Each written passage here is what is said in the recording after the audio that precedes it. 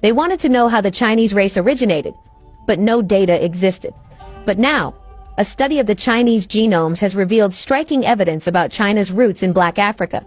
But what does that really mean? What more evidence proves China's roots in Africa? Number 1. Genetic evidence. It was not easy to find the genetic relationship between people earlier. For example, before DNA and gene testing, there was no way to find out whether a man was the father of a boy or not. But after DNA and gene testing, things changed. That's when genetic engineers and biologists started thinking about knowing the genetic roots of different races on the planet. That's how in 1998 the National Academy of Science concluded its study called the Chinese Human Genome Diversity Project.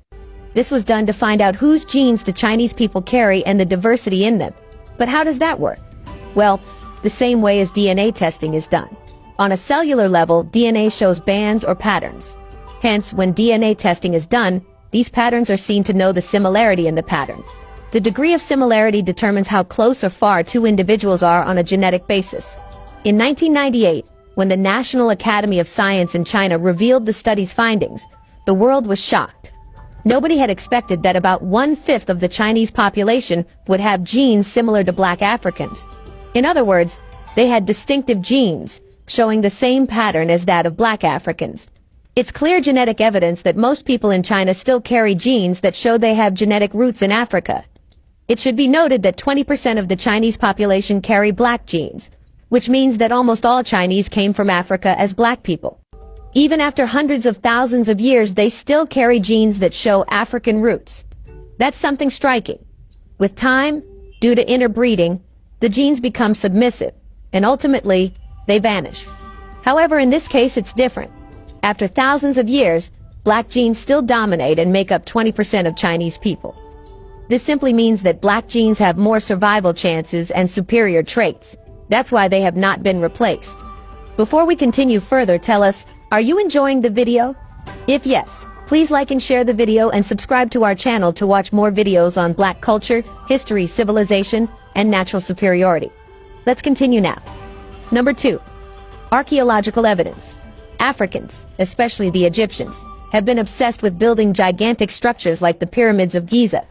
Shaping and moving gigantic stone blocks weighing tons was a feat which is impossible to comprehend today.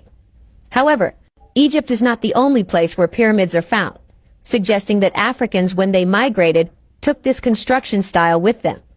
Since archaeologists say that Africa was where humans originated and migrated to other parts of the world, it might be true that the Chinese emperors and dynasties were the earliest manifestation of Black African roots. Today, there are about 100 pyramids in the city of Xi'an. These are the pyramids located at the mausoleum of the first Qin emperor, also known as the Terracotta Army. The mausoleum is located approximately 30 kilometers east of the city of Xi'an, in Shanxi province. Something to notice is the mausoleum was constructed in the late 3rd century BCE as the final resting place of Qin Shi Huang, the first emperor of China. We are talking about 5,000 years ago when the pyramids of Giza were being constructed. That's clear proof that Black Africans were the people who built the pyramids in Xi'an. However, some disagree, saying these pyramids are just hills due to erosion. But there are more striking signs that small Black people built these pyramids during the Mu civilization.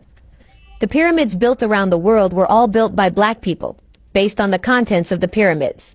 Some people dispute this fact, but researchers are challenged to examine the contents of the pyramids throughout the world to find out who the builders are. Examining the content, engineering and techniques of the Giza pyramids and Xi'an city pyramids is not difficult. However, no archaeologist has ever done so simply to avoid discovering a link between Chinese and African civilizations. This raises another question. Where are the Chinese emperors Black?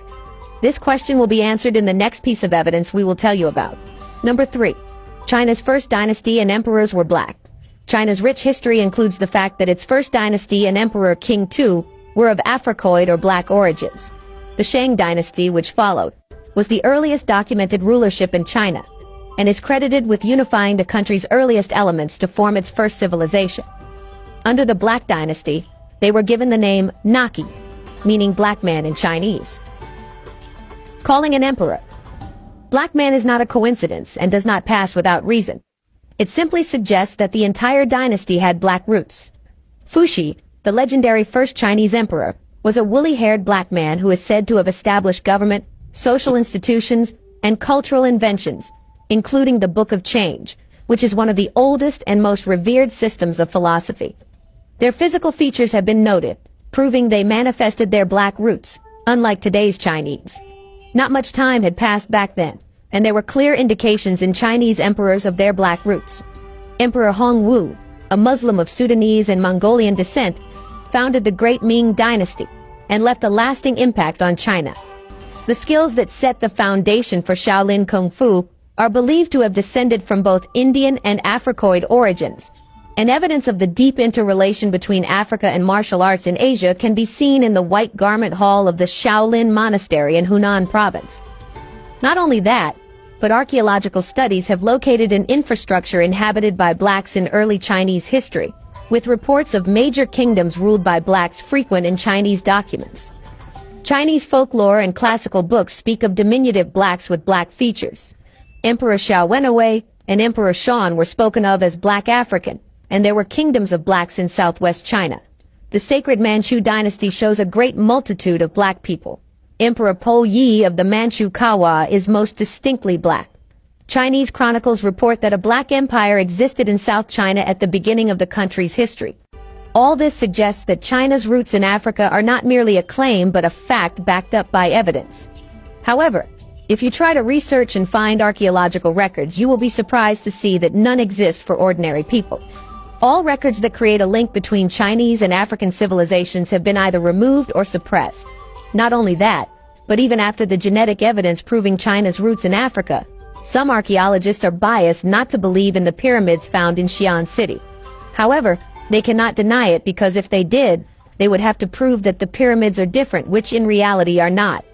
You will find in no available history books that major contributors and even the establishment of the Chinese dynasties were black people.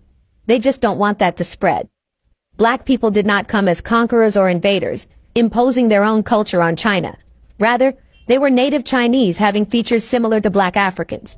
Did you know black Africans are the ancestors of Chinese people? What do you think?